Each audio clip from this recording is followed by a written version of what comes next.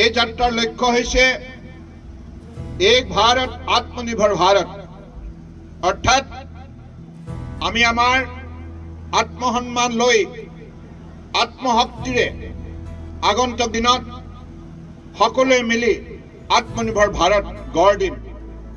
বিশ্বৰ বুকুত এইখন ৰাষ্ট্ৰক সৰ্বতোতকৈ শক্তিশালী উন্নত ৰাষ্ট্ৰ হিচাপে গঢ়ি তুলিম।